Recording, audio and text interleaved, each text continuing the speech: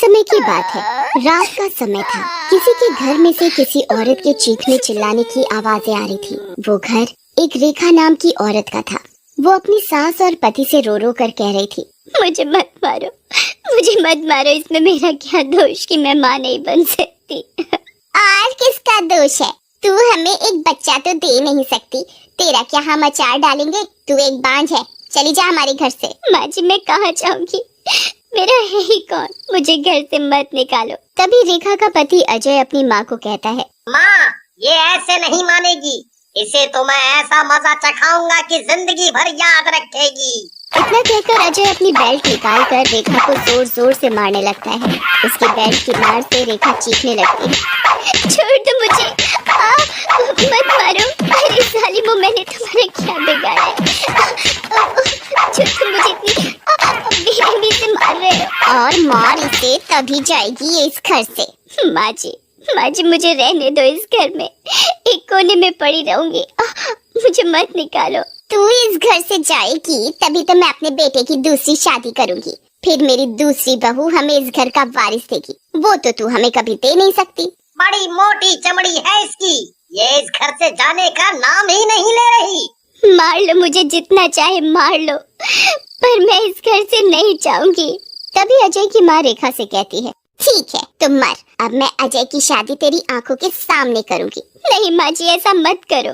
अजय की माँ अजय के कान में कहती है, रात को रेखा को मारकर कुएं में फेंक देंगे और किसी को पता भी नहीं चलेगा।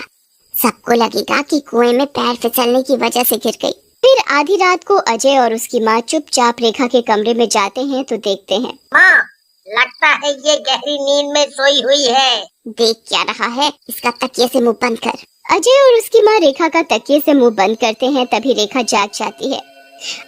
मुझे मत मारो, छोड़ दो मुझे। रेखा चिल्लाती है, तड़पती रहती है, पर अजय और उसकी माँ को रेखा पर जरा भी दया नहीं आती और रेखा तड़पती हुई मर जाती है। और कुछ दिनों बाद अजय की माँ अजय की शादी एक लड़की से कर देती है जिसका नाम अंजलि था, और वो अपनी बहू अंजलि को आशीर्वाद देती है, जल्दी से तू मुझे इस घर का चिराग दे दे, मुझे इस घर का वारिस चाहिए। अंजलि मुस्कुराते हुए कुछ नहीं कहती और अपने कमरे में चली जाती है तो देखती है कि उसके सामने एक चुड़ैल खड़ी है। वो और कोई नहीं, रेखा की आत्मा होती है। चुड़ैल, तुम तो चुड़ैल हो, यहाँ कैसे आई? तो तू इन सबको इस घर का वारिस देगी, मैं भी देखती हूँ तू कैसे माँ बनती है। चुड़ैल अंजलि का गला पकड़ लेती है और उसका गला दबाने लगती है। चुड़ैल के ऐसा करने से अंजलि की चीख निकल जाती है, बचाओ, मुझे बचाओ, ये मुझे मार डालेगी। अंजलि की आवाज सुनकर अजय और उसकी माँ दौड़ते हुए अंजलि के पास आते हैं। तब तक चुड़ैल अंजलि को मारकर गायब हो जाती है। माँ, ये तो मर गई। पर ये मरी कैसे? यहाँ तो कोई है भी नहीं। इतना कहकर अजय की माँ रोने लगती है। हाय रे मेरी बहू, अब मुझे इस घर का वारिस कौन देगा? मैं पोते का मुंह कैसे देखूंगी? तभी अजय अपनी माँ को समझाता है, माँ, क्या हुआ अगर ये मर गई? मैं और शादी कर लूंगा, तू जरूर पोते का मुंह देखेगी। उन सब की बात चुड़ैल सुन रही होती है। पोते का मुंह, इन्हें इस घर का वारिस चाहिए, ये जिंदा बचेंगे तब ना। ये कहकर वो जोर जोर से हंसने लगती है। और रात को अजय और उसकी माँ खाना खाकर अपने अपने कमरे में सोने चले जाते हैं। तभी चुड़ैल अजय की माँ के कमरे में जाती है और उसका गला दबाने लगती है। कौन? चुड़ैल, तुम तो रेखा हो, तुम तो मर गई थी। हाँ, मैं मर गई थी, अब तुझे मारने आई हूँ। मुझे मत मारो, मैं तुम्हारे हाथ छोड़ती हूँ, मुझे छोड़ दो। छोड़ दो? तुझे पोता चाहिए ना, मैं देती हूँ तुझे पोता। अजय को अपनी माँ के रोने की आवाज सुनाई देती है और वो अपनी माँ के कमरे में आकर देखता है। चुड़ैल, छोड़ दे मेरी माँ को, छोड़। अच्छा हुआ तू यहीं आ गया, ले अब तू भी मर। इतना कहकर चुड़ैल अजय का भी गला दबाने लगती है। अजय और उसकी माँ दर्द से चीखते हुए चुड़ैल से कहते हैं, हमें मत मारो, छोड़ दो हमें माफ कर दो, छोड़ दो हमें।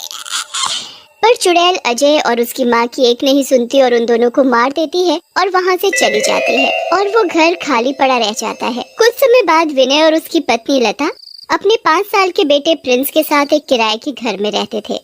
एक दिन की बात है, विनय अपनी पत्नी को बताता है, लता, मुझे एक बहुत ही अच्छा और बढ़िया घर बड़े ही सस्ते दामों में मिल गया है। अब हमें इस छोटे से घर में नहीं रहना पड़ेगा। ये तो बड़ी ही अच्छी बात है, पर मुझे एक बात समझ में नहीं आ रही कि हमें ये घर इतना सस्ता कैसे मिल गया। अरे ये तो अच्छी बात है कि हमें सस्ता और अच्छा घर मिल गया।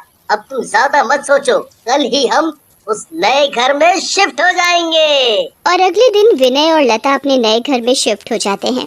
विनय घर की सफाई में लग जाता है और लता प्रिंस को दूध पिलाने लग जाती है। प्रिंस बेटा, तुम दूध पी लो, तुमने बहुत देर से कुछ नहीं खाया, तुम्हें भूख भी लगी होगी। अभी तुम दूध पी लो, फिर जब खाना बन जाएगा तब मैं तुम्हें खाना खिला दूंगी। ठीक है मम्मी। मम्मी, मैं अपनी साइकिल चला लूं? हाँ, चला लो, जब तक मैं घर की सफाई कर लूं। ये कहकर लता घर की सफाई में लग जाती है। प्रिंस अपनी साइकिल चलाने में लग जाता है। तभी चुड़ैल प्रिंस के पास आती है और उसे बड़े प्यार से देखने लगती है, जैसे मानो प्रिंस उसका ही बच्चा हो। बेटा, आप क्या कर रहे हो? मुझे भी अपने साथ खिलाओगे? आप कौन हो? आप कहाँ से आई हो? मैं बेटा आपकी मासी हूँ। क्या मैं आपके साथ खेल सकती हूँ? हाँ मासी, आप मेरे साथ खेल सकते हो, फिर तो बड़ा मजा आएगा, है ना? हाँ बेटा। मासी, अब मैं थक गया और मुझे बड़ी जोरों की भूख भी लगी है। मैं खाना खाने जा रहा हूँ। तुम्हें भूख लगी है? लो, मैं तुम्हारे लिए खाना लेकर आती हूँ। चुड़ैल प्रिंस के लिए अपने जादू से खाना लेकर आती है और वो प्रिंस को खाना खिलाने लगती है। मासी, आप तो बहुत अच्छी हो। ज्यादा बातें मत बनाओ, अब जल्दी से अच्छे बच्चे की तरह खाना खत्म कर लो। चुड़ैल प्रिंस को खाना खिला रही होती है, तभी लता वहाँ आ जाती है। प्रिंस को अकेले अकेले किसी के साथ खाना खाते देख लता डर जाती है। प्रिंस बेटा, आप किससे बातें कर रहे हो और आप किसके साथ खाना खा रहे हो? यहाँ तो कोई नहीं है। है ना, ये मासी बड़ी अच्छी है। मुझे भूख लग रही थी तो मासी ने ही मुझे खाना खिलाया और वो मेरे साथ खेलती भी है। कहाँ है वो? तभी चुड़ैल अचानक से गायब हो जाती है। अरे, ये मासी तो अभी इधर ही थी, पता नहीं कहाँ गई। लता प्रिंस को इस तरह की बातें करते हुए डर जाती है और वो उसे उठाकर कमरे में ले जाती है और विनय को सब बताती है। अरे, ये सब तुम्हारा वहम होगा। नहीं जी, मुझे ऐसा लगा जैसे प्रिंस के साथ कोई था, पर मुझे वहाँ कोई दिखाई नहीं दिया। मुझे यहाँ कुछ ठीक नहीं लग रहा। तुम बेकार में परेशान हो रही हो, ऐसा कुछ नहीं है, सब ठीक है।